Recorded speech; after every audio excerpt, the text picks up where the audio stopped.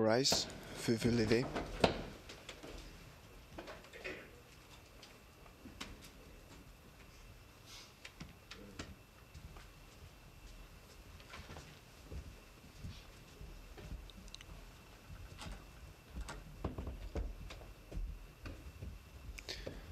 The International Criminal Tribunal for the former Yugoslavia is now in session. L'audience du tribunal pénal international pour l'ex-Yougoslavie est ouverte. Please be seated. Le président, veuillez vous asseoir.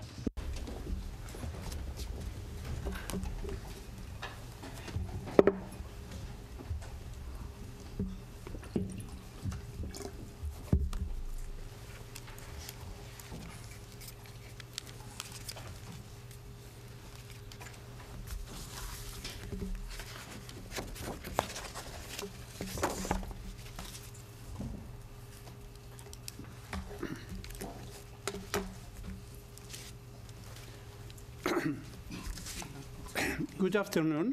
Bonjour. Monsieur le greffier, pourriez-vous, s'il vous plaît, annoncer l'affaire inscrite au rôle? Le greffier.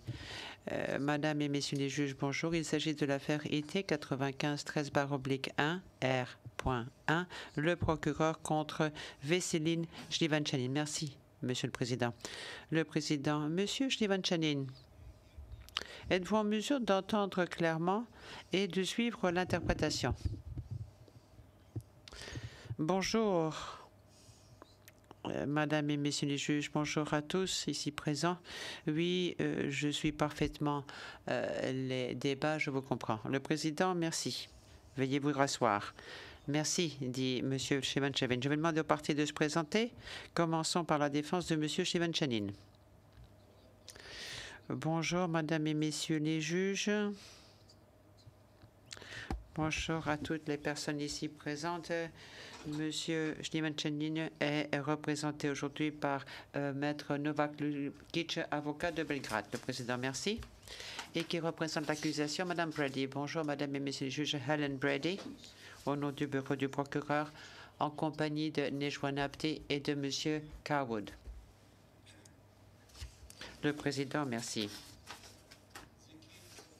Comme le greffier l'a annoncé, c'est à l'affaire le procureur contre Veselin Shlivanchanin qu'est consacrée la présente audience. Comme indiqué dans l'ordonnance portant calendrier du 1er décembre 2010, la Chambre d'appel est réunie aujourd'hui pour rendre son arrêt relatif à la révision en l'espèce. Le résumé qui suit ne fait pas partie intégrante de l'arrêt qui est rendu par écrit et dont des copies seront mises à la disposition des parties à l'issue de l'audience. Par ailleurs, toutes les questions abordées dans l'arrêt ne le seront pas dans le présent résumé. Celui-ci va porter uniquement sur les questions essentielles. En bref, le contexte de l'affaire est le suivant. Veselin Shlivanchanin est né le 13 juin 1953 à Pavez, dans la municipalité de Zabljak, de nos jours au Monténégro. En novembre 1991, il était chef de bataillon dans l'armée populaire yougoslave, dite JNA. Il occupait en outre le poste chef du service de sécurité de la brigade motorisée de la garde et du groupement opérationnel Sud qu'on appelle communément GO Sud. Le 27 septembre 2007, la Chambre de première instance numéro 2 a rendu son jugement concernant la responsabilité pénale individuelle pour la torture et le meurtre de plus de 190 prisonniers emmenés de l'hôpital de Vukovar à Ovtchara. Plus précisément, la Chambre de première instance a constaté que le 20 novembre 1991, au matin, ces prisonniers, presque uniquement des hommes, dont la très grande majorité avait pris part au combat, ont été emmenés par des soldats de la JNA appartenant au GO Sud de l'hôpital de Vukovar d'abord à une caserne de la JNA à Vukovar, puis à un hangar à Ovtchara, près de Vukovar, où ils ont été gravement maltraités. La Chambre de première instance a également constaté que Mile Mercic, colonel de la JNA à l'époque, avait chargé Veselin Shlivanchanin d'évacuer l'hôpital de Vukovar et d'assurer le transport et la sécurité des prisonniers. Qu'il avait donné l'ordre de retirer les dernières unités de la JNA chargées de surveiller les prisonniers le 20 novembre 1991 en début de soirée, et que le retrait de ces unités s'était achevé au plus tard à 21 h ce soir-là. La Chambre de première instance a constaté que plus tard, dans la soirée et dans la nuit du 20 au 21 novembre, les prisonniers avaient, par groupe de 10 à 20, été emmenés du hangar à un endroit dans les environs où une grande fosse avait été creusée dans l'après-midi. Là, des soldats de la défense territoriale et des paramilitaires du GO Sud ont exécuté au moins 194 d'entre eux. Le massacre a commencé après 21 h et s'est poursuivi bien après minuit. Les corps ont été enterrés dans le charnier et n'ont été découverts que plusieurs années plus tard. La Chambre de première instance a conclu que Veselin Shlivanchanin avait manqué à son obligation de protéger les prisonniers contre les mauvais traitements qui leur avaient été infligés le 20 novembre 1991 avant le retrait des unités de la JNA. Elle a conclu qu'en conséquence, il s'était rendu coupable pour avoir aidé et encouragé la torture en tant que violation des lois et coutumes de la guerre et l'a condamné à une peine de 5 ans d'emprisonnement. Toutefois, elle ne l'a pas reconnu coupable pour le meurtre des 194 prisonniers. Le 5 mai 2009, la Chambre d'appel a rendu l'arrêt Mercic et Shlivanchanin, dans lequel, entre autres, elle a confirmé la déclaration de culpabilité prononcée contre Veselin Shlivanchanin pour avoir aidé et encouragé la torture en tant que violation des lois et coutumes de la guerre, mais a jugé que la peine de 5 ans d'emprisonnement qui lui avait été infligée ne rendait pas bien compte de la gravité des crimes commis. Par ailleurs, elle a reconnu coupable, en outre, les juges Pokar et Vaz étant en désaccord, pour avoir aidé et encouragé le meurtre de 194 prisonniers en tant que violation des lois et coutumes de la guerre. Sur la base de ces conclusions, elle a annulé la peine de 5 ans d'emprisonnement initial et lui a imposé, les juges Pokar et Vaz étant en désaccord, une nouvelle peine, une peine de 17 ans d'emprisonnement. La nouvelle déclaration de culpabilité reposait sur des constatations nouvelles concernant l'intention de Veselin Shlivanchanin d'aider et d'encourager le meurtre. S'appuyant sur des éléments de preuve indirects, la Chambre d'appel a constaté que lors d'une conversation téléphonique entre Veselin Shlivanchanin et Mile Mercic dans la nuit du 20 novembre 1991, Mile Mercic devait avoir dit à Shlivanchanin qu'il avait retiré les unités de la JNA chargées de protéger les prisonniers détenus à Ovtchara. Sur la base de cette analyse, la Chambre d'appel a conclu que Shlivanchanin avait l'intention d'aider et d'encourager le meurtre en tant que violation des lois et coutumes de la guerre. Le 28 janvier 2010, Veselin Shlivanchanin a demandé la révision de l'arrêt Mercic et Shlivanchanin. Il a fait valoir que Miodrag Panic, lieutenant-colonel et chef d'état-major de la brigade motorisée de la garde Edugé au sud, était disposé à témoigner à propos de la conversation et que ce témoignage dégagerait sa responsabilité dans les meurtres pour lesquels il avait été déclaré coupable en appel. M. Stephen Chanin a indiqué que ce témoignage constituait un fait nouveau au sens de l'article 26 du statut et des articles 119 et 120 du règlement de procédure et de preuve du tribunal. Il a notamment demandé la révision de l'arrêt Merchich et Schlieffen-Chanin et l'annulation de la déclaration de culpabilité supplémentaire. La Chambre d'appel, le juge Pocard étant en désaccord, a ordonné la tenue d'une audience le 3 juin 2010 pour entendre le témoignage de Miodrag Panic. Lors de l'audience précédant celle consacrée à la demande en révision, Miodrag Panic a déclaré que dans la nuit du 20 novembre 1991, il était en mesure de suivre la conversation et que Mile Merchich n'avait pas informé Veselin Schlieffen-Chanin de l'ordre de retrait.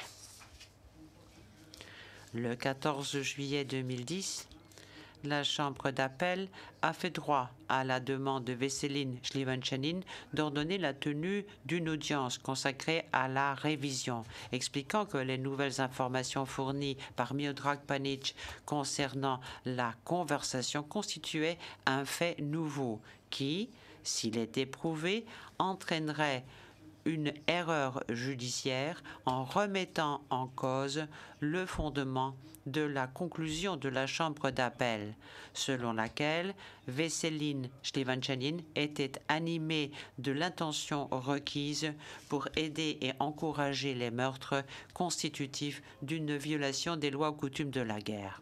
Le 12 octobre 2010, la Chambre d'appel a ordonné la tenue d'une audience consacrée à la révision, au cours de laquelle Renaud Tenens, expert de l'accusation, a témoigné et les parties ont présenté leur exposé.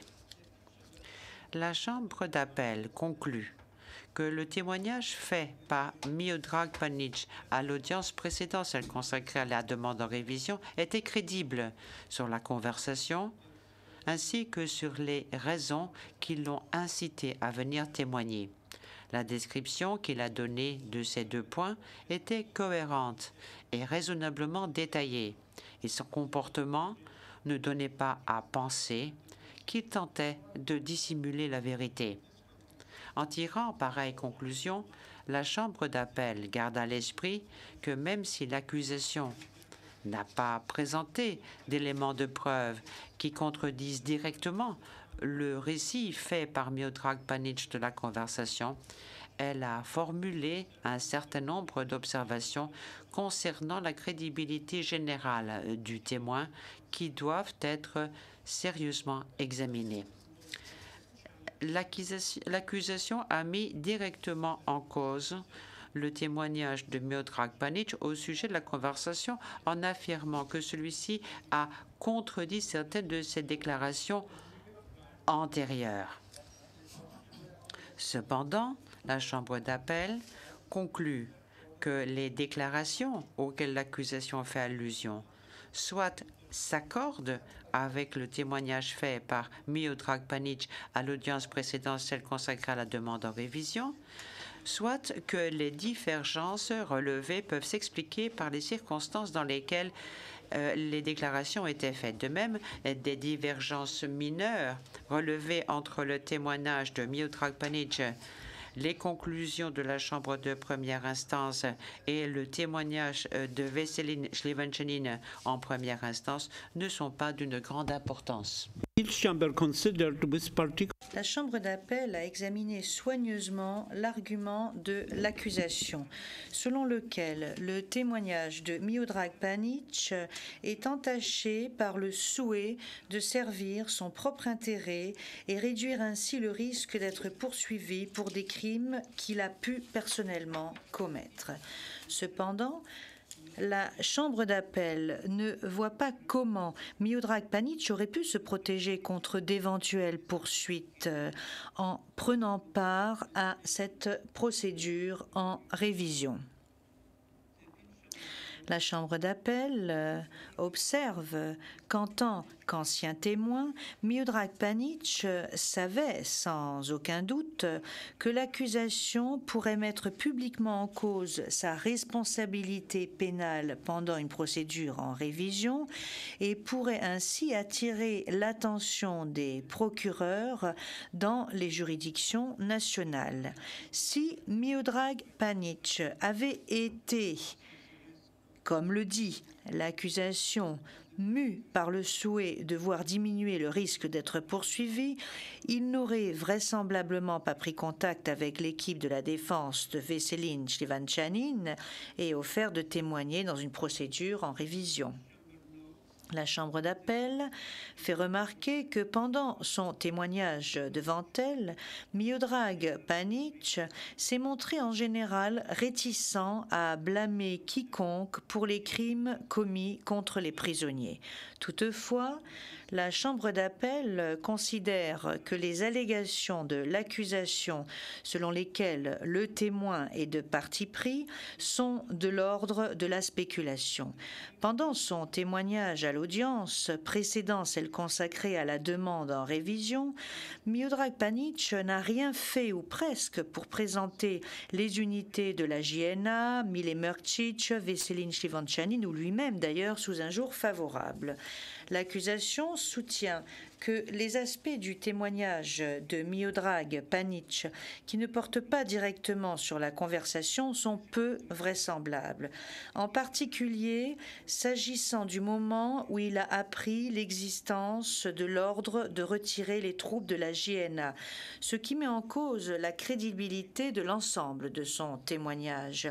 L'accusation soutient en particulier que le récit fait par Miodrag Panic des actions des officiers du Géosud ne sont pas conformes aux procédures et actions requises par la doctrine militaire de la JNA.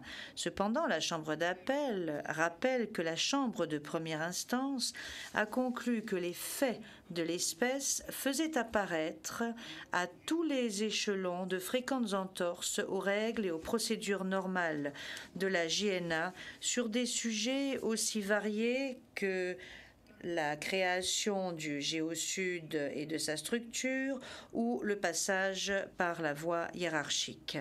Dans ces circonstances, la différence entre les actions décrites par Miodrag Panic et celles requises par la doctrine de la JNA n'ôte pas nécessairement toute crédibilité au témoignage de celui-ci concernant la conversation. L'accusation affirme également que le contraste entre les exigences opérationnelles du Géosud et les déclarations de Miodrag Panic concernant sa découverte tardive de l'ordre de retirer les troupes de la JNA, ainsi que les incohérences concernant son comportement les 20 et 21 novembre 1991, mettent en cause la crédibilité de son témoignage. Les éléments de preuve présentés par l'accusation soulèvent des questions importantes quant à la véracité des déclarations qu'il a faites au sujet d'autres points que la conversation, comme par exemple ses actions du 21 novembre 1991. Replacées dans leur contexte, il semblerait que certaines des déclarations qu'il a faites, aussi bien pendant la procédure en révision que pendant le procès en première instance, aient pu être influencées par sa volonté de ne pas s'incriminer. Cela dit, La Chambre d'appel rappelle qu'aucun motif convaincant n'a été présenté pour conclure que Miodrag Panic ait fait un faux témoignage concernant la conversation. En effet, comme la Chambre d'appel l'a fait observer précédemment, la décision de Miodrag Panic de témoigner allait probablement contre son intérêt. La Chambre d'appel rappelle en outre qu'elle a conclu que le témoignage de Miodrag Panic concernant la conversation ne renfermait pas de contradiction et que rien dans le comportement de Miodrag Panic ne laissait penser qu'il ne disait pas la vérité. Partant, la Chambre d'appel conclut que la crédibilité du témoignage de Miodrag Panic concernant la conversation n'est pas remise en cause par d'éventuelles contradictions que renfermerait le reste de son témoignage. Par ces motifs, la Chambre d'appel estime que le témoignage de Miodrag Panic est crédible en ce qu'il porte sur la conversation et que le fait nouveau apporté par ce témoignage a été prouvé. La Chambre d'appel rappelle ce qu'elle a précédemment conclu, à savoir que le fait nouveau apporté par Miodrag Panic, s'il est prouvé, a une telle incidence que ne pas en tenir compte entraînerait une erreur judiciaire. La Chambre d'appel observe à ce propos que la déclaration de culpabilité supplémentaire pour meurtre était fondée d'une part sur les limites de devoir de Veselin Shlivanchanin de protéger les prisonniers et d'autre part sur la conclusion selon laquelle il était animé de l'intention requise pour aider et encourager le meurtre constitutif de violation des lois ou coutumes de la guerre. La Chambre d'appel note en outre qu'elle avait conclu à l'existence de l'intention de Veselin Shlivanchanin après avoir conclu que la seule interprétation que l'on pouvait raisonnablement tirer des éléments de preuves indirects était que Mile Mrkic avait informé Veselin Shlivanchanin de l'ordre de retirer les troupes pendant la conversation. À la lumière du fait nouveau apporté par Miodrag Panic, cette interprétation ne tient pas, ce qui remet en cause la conclusion exposée dans l'arrêt selon laquelle Veselin Shlivanchanin était coupable pour avoir aidé et encouragé le meurtre, une violation des lois ou coutumes de la guerre. En conséquence, la Chambre d'appel annule la déclaration de culpabilité supplémentaire pour meurtre. La Chambre d'appel rappelle que dans l'arrêt Mrkic et Shlivanchanin, elle a conclu que la peine de 5 ans d'emprisonnement prononcée par la Chambre de première instance contre Veselin Shlivanchanin pour avoir aidé et encouragé la torture ne rendait pas bien compte de la gravité des crimes commis. La Chambre d'appel a annulé la peine de 5 ans prononcée en première instance et a prononcé les juges Pokar et Vaz étant en désaccord, une nouvelle peine de 17 ans d'emprisonnement.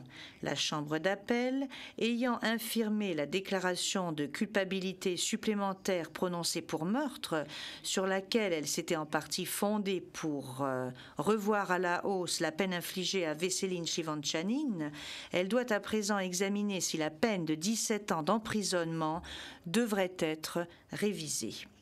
La Chambre d'appel considère que le fait d'infirmer la déclaration de culpabilité supplémentaire prononcée pour meurtre réduit considérablement le degré de culpabilité de Veselin Shlivanchanin et exige donc une révision de la peine. La Chambre d'appel observe toutefois que les mauvais traitements infligés par Veselin Shlivanchanin aux prisonniers constituent un crime d'une gravité extrême. Je vais à présent donner lecture du dispositif de l'arrêt relatif à la révision. Monsieur Shivanchanin, veuillez vous lever.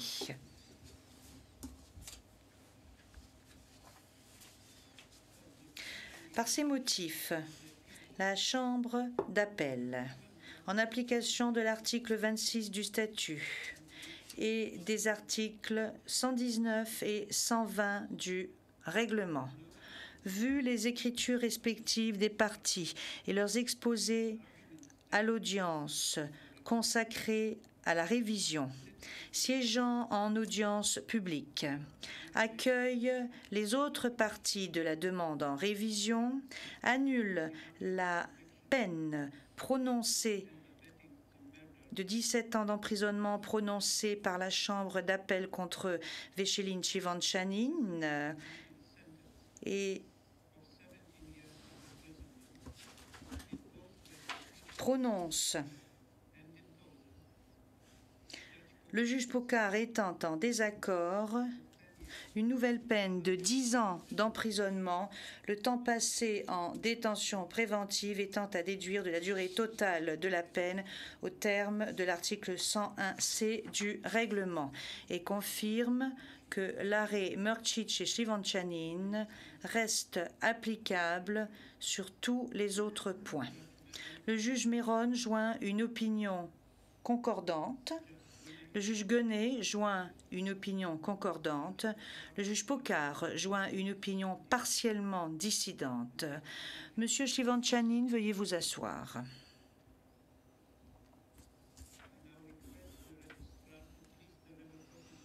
Monsieur le greffier, veuillez distribuer des exemplaires de l'arrêt aux parties.